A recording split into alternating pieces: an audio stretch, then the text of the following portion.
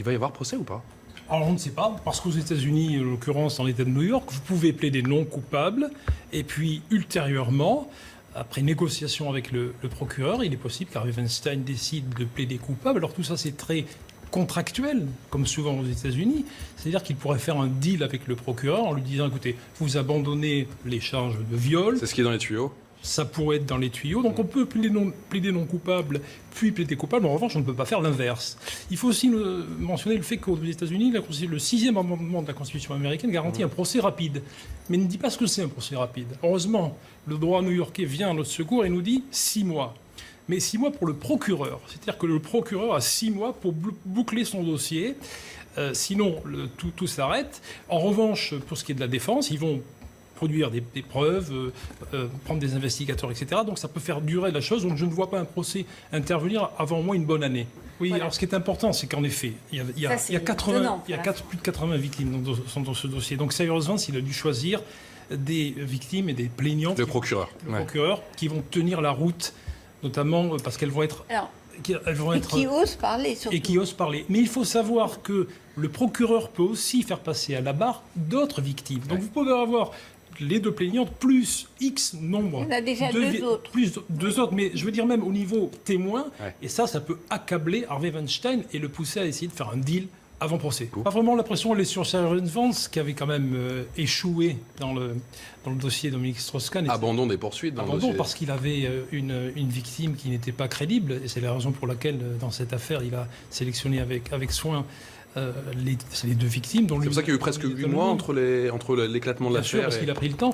Il faut savoir aussi qu'aux États-Unis, c'est une procédure dite accusatoire. C'est un match de boxe et les pouvoirs de la défense sont considérables. Et notamment dans le cas d'Harvey Weinstein, parce qu'il va pouvoir, l'avocat, mon confrère Benjamin Brafman, va pouvoir embaucher des détectives, des investigateurs. Les moyens sont considérables. Le but, si vous voulez, c'est de démolir, c'est de décrédibiliser les victimes, que ce soit avant le procès ou lors du procès, si le procès devant 12 jurés a lieu. Et si un procès a lieu, il faut aussi noter qu'il y aura une phase capitale, ça sera la sélection de ces 12 jurés. Parce que selon la diversité ethnique, selon le passé... Ils ont tous vu la télé. Voilà. Oui, mais c'est vrai que c'est pas ici en France. Dans l'affaire O.J. Simpson, le procès s'est joué en fait lors de la sélection du jury. C'était joué le jour de la sélection du jury. Le procureur américain de l'époque le savait. Et là, si on va au procès, ça sera une étape très importante. Plus qu'en France, dans le droit, en l'occurrence new-yorkais, les droits de la défense sont garantis. En France, on a une procédure dite inquisitoriale. Avec un juge qui plaide à charge et à décharge. Là, les choses sont beaucoup plus claires. Vous avez d'un côté le procureur, qui défend le peuple, l'État de New York, et la défense. Ils sont à armes égales. Et dans le dossier qui nous occupe, ils ne sont même pas à armes égales. Ils ont peut-être un peu moins de moyens, non? Harvey Weinstein a plus de moyens que Cyrus Vance, qui lui dépend du contribuable new-yorkais. Le procureur Cyrus Vance n'est pas là pour défendre les victimes. Il est là pour attaquer, il est là pour établir la culpabilité d'Harvey Weinstein. Et il faut aussi rappeler que le burden of proof, la charge de la preuve. Harvey Weinstein n'a pas à prouver qu'il est innocent. Bien sûr. La présomption d'innocence est beaucoup plus forte en droit pénal new-yorkais, en l'occurrence, qu'en droit pénal français, pour connaître un petit peu les deux.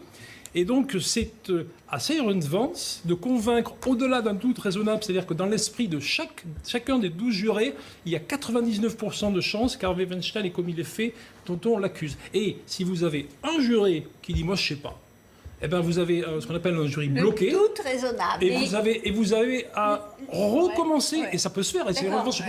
On l'a vu dans plusieurs affaires. Nouveau procès, du procès américain. Vous allez avoir la victime qui va d'abord être interrogée par le procureur pendant plusieurs jours, voire plusieurs semaines. Et ensuite, et là c'est un moment crucial, elle va se retrouver face à mon confrère Benjamin Brafman, qui lui va la mettre, ça s'appelle cross-examination pour faire simple, c'est-à-dire qu'il va la réexaminer, et elle va être entre les griffes de Benjamin Brafman, qui est un avocat redoutable, et là aussi pendant plusieurs jours, et tout le travail de Benjamin Brafman va être de la déboussoler en quelque sorte, de la faire craquer sous la pression, de trouver des incohérences, parce que si elle a... Pour ce fameux doute raisonnable. S'il trouve un mensonge, il va lui dire... Si vous avez menti sur ce point-là... Sur quoi d'autre vous avez menti? Sur quoi d'autre vous avez menti? Et là, c'est la boîte de Pandore. Pour avoir vécu longtemps aux États-Unis, je peux vous dire qu'aux États-Unis, le mensonge, c'est quelque chose de très grave. L'insulte des insultes que vous pouvez... C'est pour ça qu'il n'est pas allé devant le grand jury, d'ailleurs, Harvey Weinstein, Oui, ou pas du tout? vous savez, on me dit souvent quand vous allez aux États-Unis, il y a un formulaire, vous devez dire je n'ai pas prévu d'assassiner le président des États-Unis. Ouais. C'est ridicule. Ouais. Non, mais vous avez Alors totalement raison. pourquoi ils font ça? Parce que si vous dites ça et qu'ensuite vous attentez à l'intégrité du président ou faites un acte terroriste et qu'on n'arrive pas à trouver des preuves, ils vont pouvoir dire que vous avez menti dans votre formulaire d'entrée aux États-Unis. Le mensonge aux États-Unis, liar, c'est la pire insulte que vous pouvez faire. Donc à partir du moment où on a menti, et à partir du moment où Benjamin Brofman peut prouver un mensonge de l'une des victimes, alors là, la pelote je pense que Harvey Weinstein n'a pas intérêt à aller au procès. Je pense que Benjamin Brofman, son avocat, va tout faire pour éviter un procès, avec ce dont je parlais tout à l'heure. Mais en gros, quoi, il ira pas en prison, il va être ruiné, c'est ça? Pendant un procès, il risque quand même 25 plus 5, 30 ans, parce que les peines s'accumulent aussi. Pour l'instant, parce qu'il va y en avoir d'autres peut-être. Et il pourrait y en avoir d'autres, puisqu'on sait que le grand jury continue à travailler, si je puis me permettre.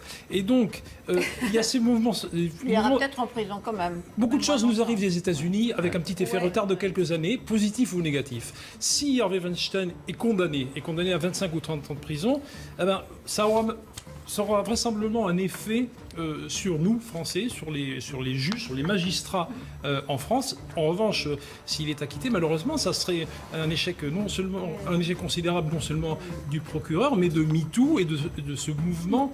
Et c'est la raison pour laquelle Sharon Vance joue énormément.